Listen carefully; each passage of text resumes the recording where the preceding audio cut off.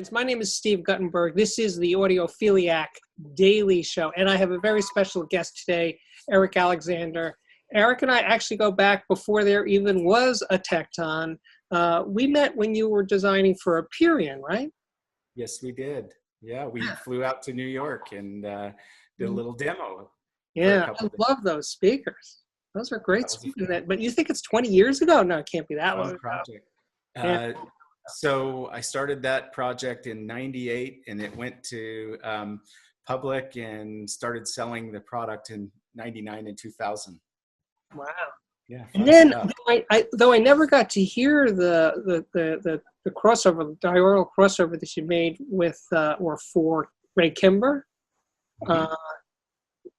That was part of the Aperion speakers. That was part of it. At that time, we were licensing and taking on a lot of manufacturers. And so part of the research and development and the product development was to work with these companies. We would do some product development for them, or they would send us existing speakers, and we would change up the network and send it back to them, see what they thought of it. So is there going to be a diurnal crossover used in a Tekton? There will, yes. Okay. Yeah, we haven't done that yet, but Richard Schramm over at Parasound pulled me aside in the hall last Rocky Mountain Audio Fest. He's like, Eric, you really need to do something with that. And I promised him right there that we would. So we're going to introduce a modest bookshelf speaker that maybe like shoebox size. And the work is done. We've just got to create it as a model and his existing model, but the prototypes are done, and I think they're going to sound pretty good. Now, the sound will be very much in the flavor of diurnal, not so much as what Tekton does with the live, energetic, dynamic presentation. These will be a little more relaxed and laid back, and maybe a little more of an audiophile type speaker. Ooh, well, I like that distinction between your regular Tektons and audiophile on the other side. What do you mean by that? Warm, smooth, liquid, fluid, very refined. Yeah. Oh, Yep. okay. Oh, interesting. I wasn't thinking you would go there, but that's interesting. So speaking of audiophiles, which are my people after all.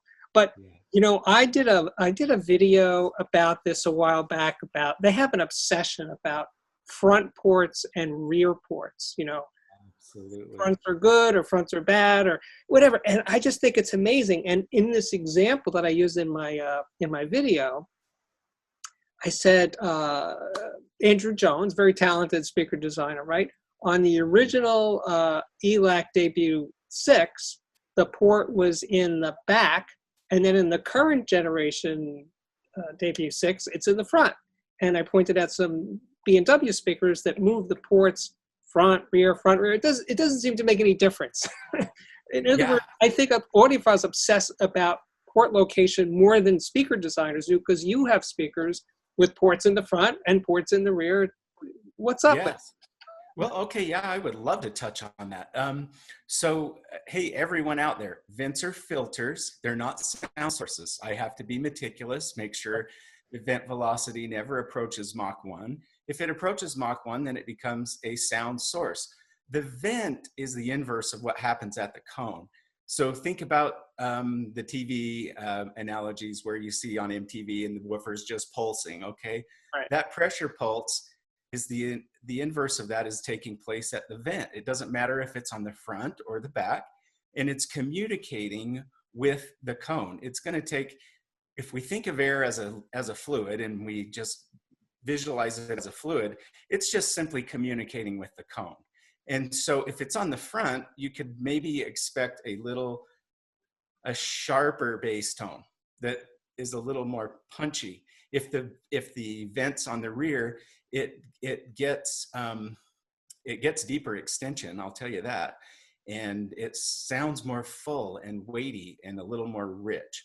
And one is not better than the other. They're just something, as we talk as speaker designers, it's an exercise in trade-offs. And I'm going to have a certain sound that I'm looking for. I might put the vent on the front. I might put the vent on the rear.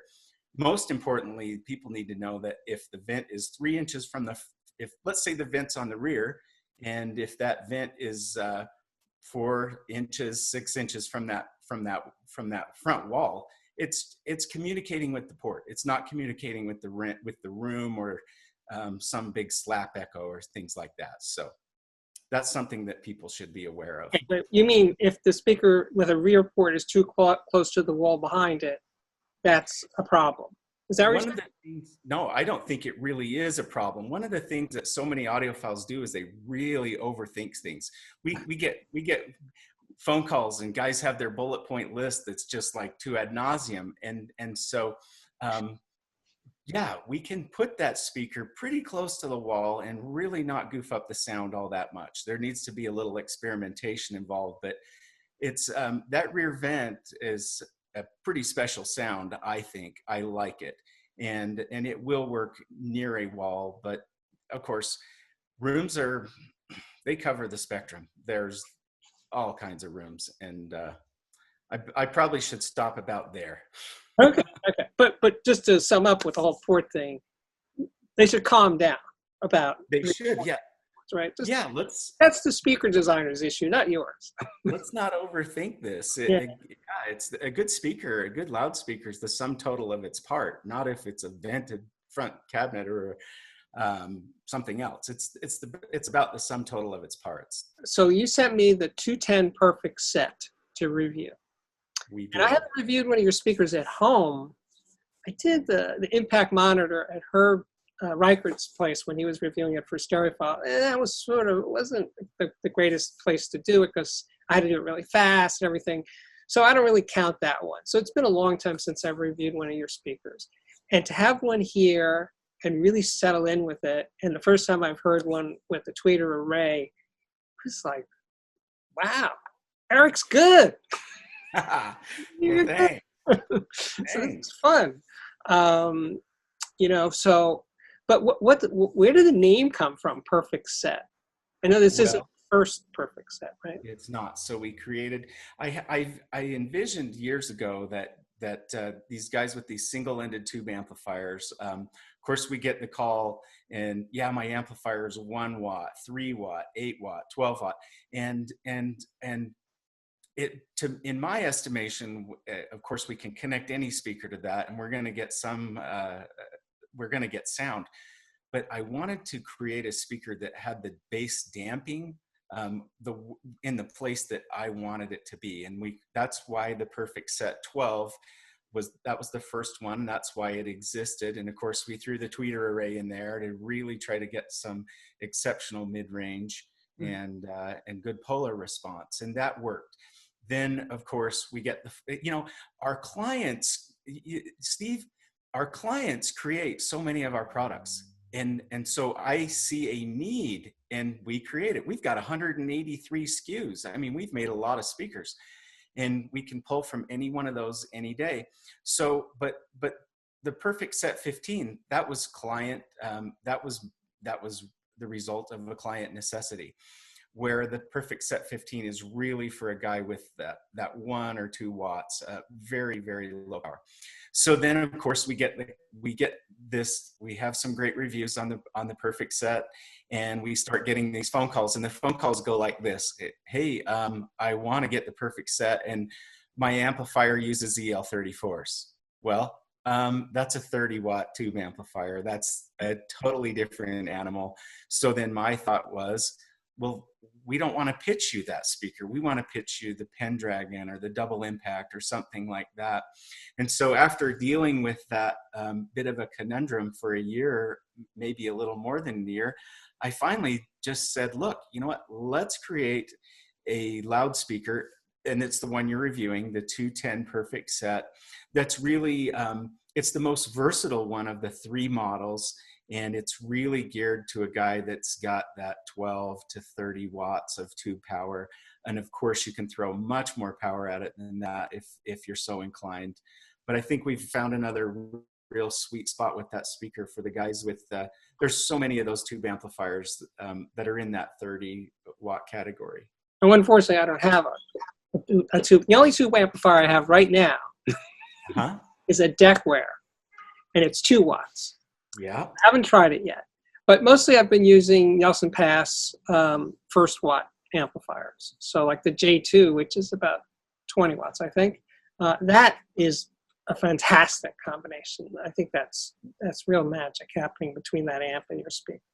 That is great to hear. We love the past stuff. We've got it here and that's one of the things, that's our go-to amplifier so much of the time. And it's right in that wattage where it's going to be a perfect match. And the other thing about the perfect set, a lot of people know I've been kind of a proponent of the true, the 4 ohm loudspeaker and not so much the 8 ohm, but the perfect set is a true 8 ohm speaker.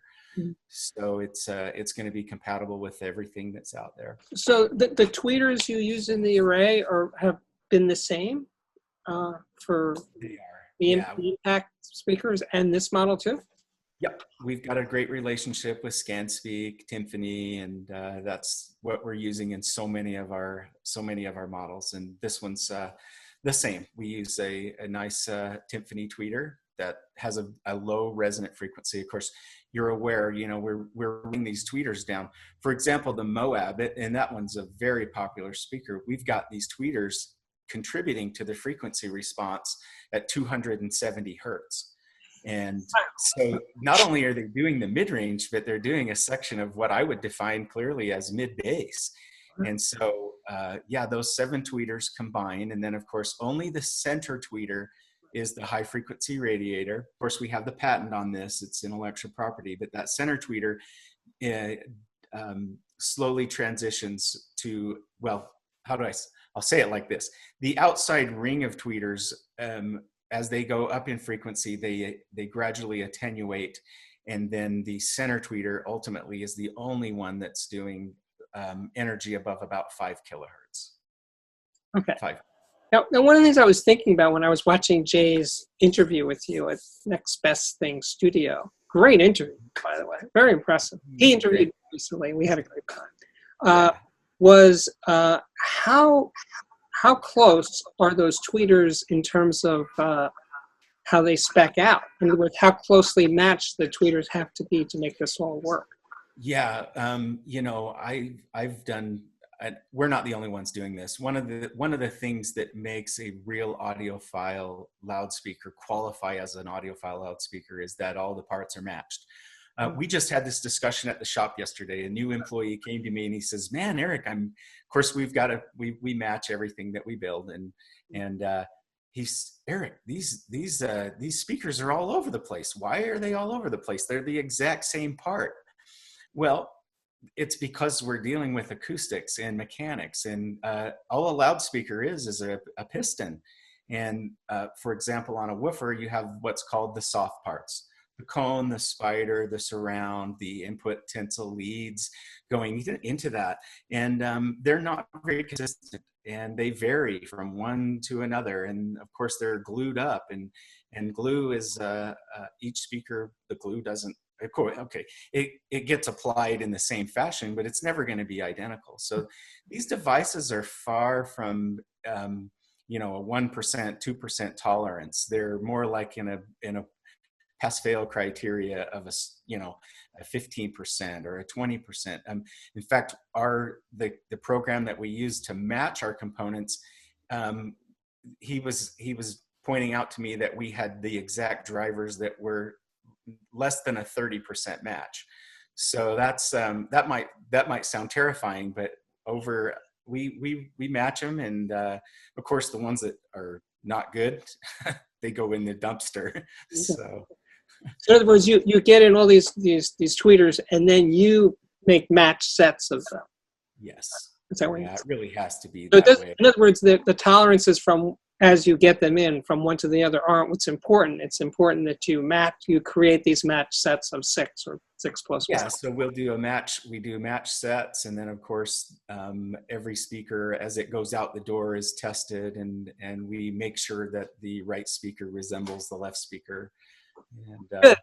those are important things. That was my next question, left to right also. Well, now I've been to factories in China, and we had a factory in Mexico back when I was at Aperion, and you know there's a lot of the consumer type stuff, the things that you would go into, let's say a Best Buy, and just buy off the shelf.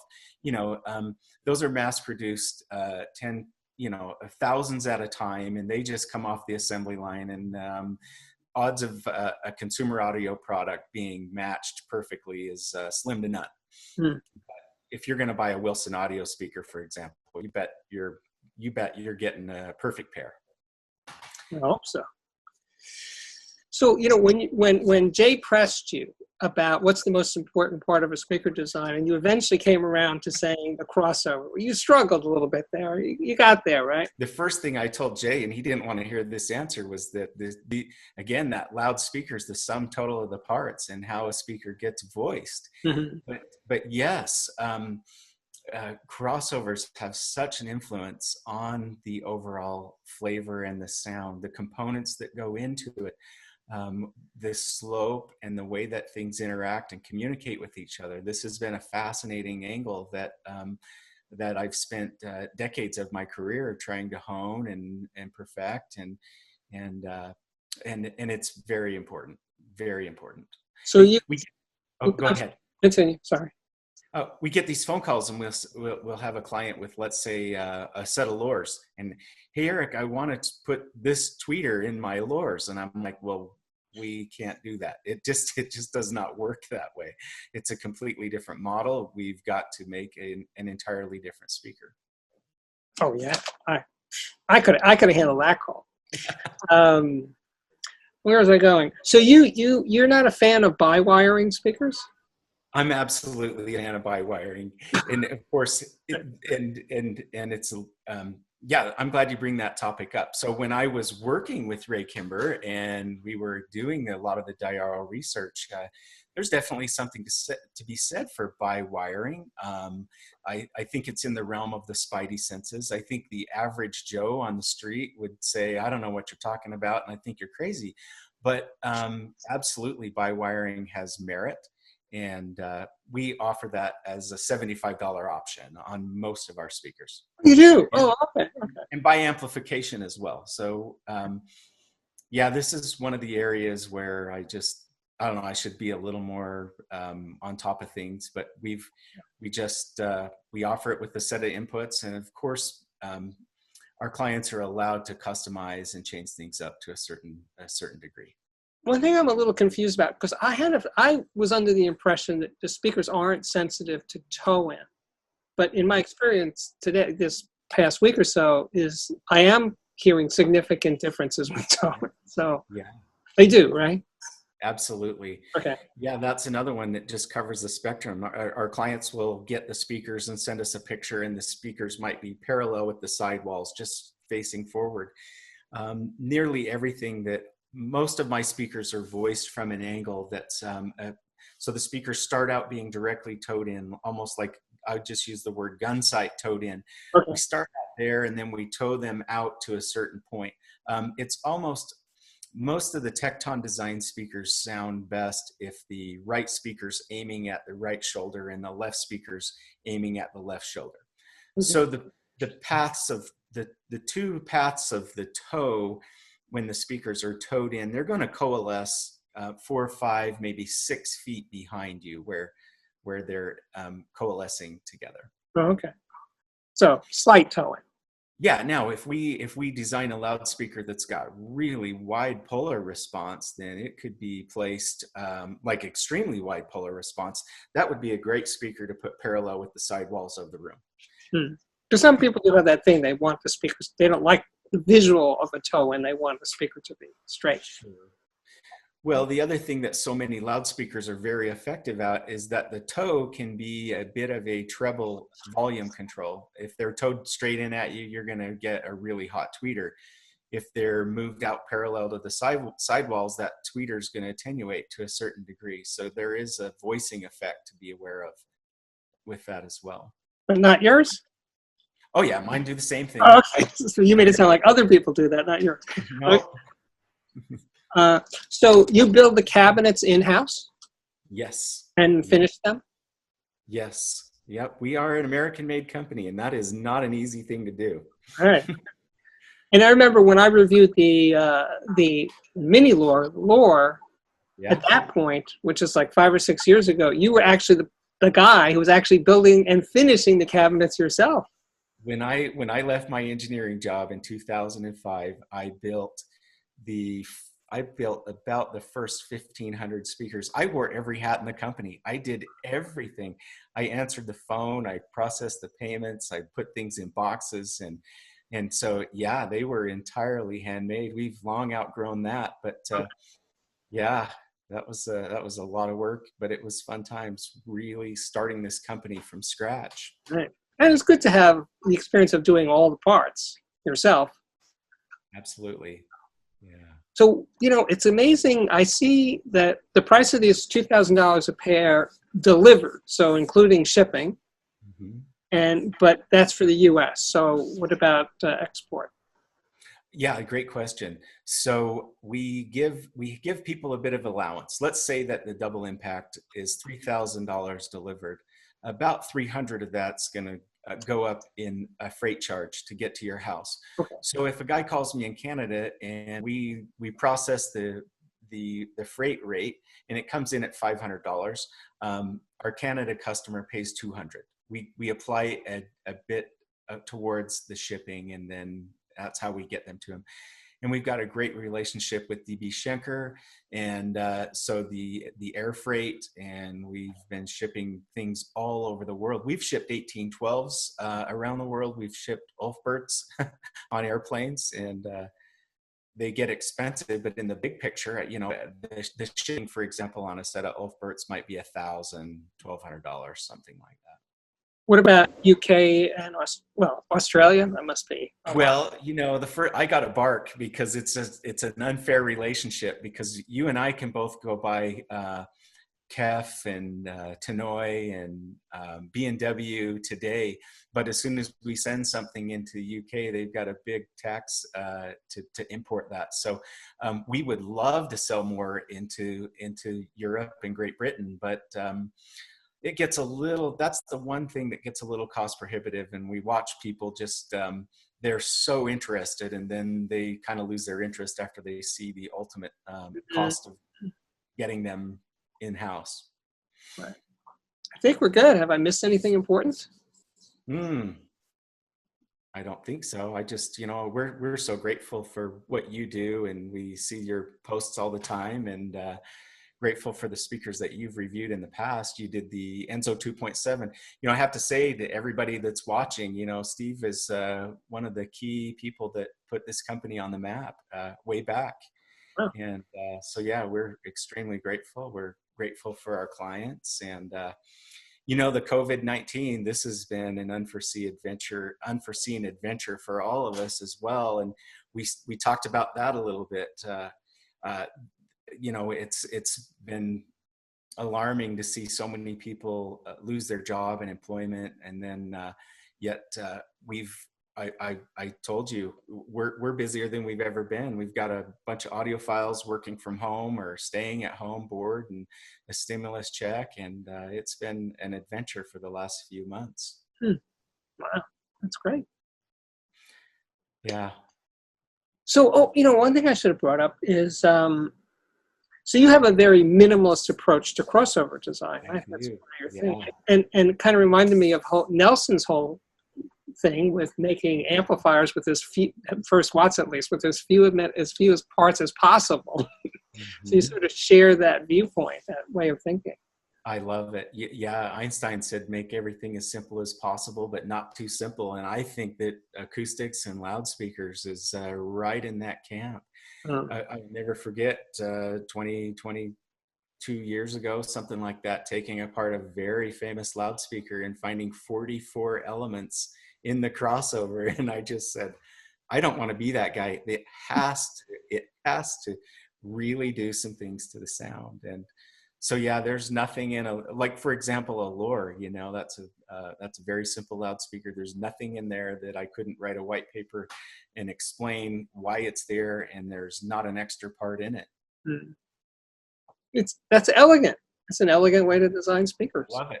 Well, the diaural patent, I mentioned this to Jay, and I don't know, somebody might come up with something that's even better. But in the passive elements in this diaural patent that we have, I mean, I'm the lucky guy with the U.S. patent of a loudspeaker with 4 parts in it. a single woofer, a single tweeter, a resistor, and an inductor. And that's probably the simplest electroacoustical patent in the last 30 or 40 years. And that is absolutely simple. And I would just say that it is elegant, like you've said. That's one of the magical things about the way that thing works. You're doing something right. Well, Clearly. Thanks. Clearly. Keep doing it. Do more. I will. All right. Well, I think we're good. So I'm going to do my closing. My name's Steve Guttenberg. This is the Audiophiliac Daily Show. My very special guest today is Eric Alexander from Tekton Design. Anyway, thank you guys for watching. Thanks again to Eric, and I'll see you guys soon. All right. Thanks, Steve. Sure. Take care. Stay safe. It was fun.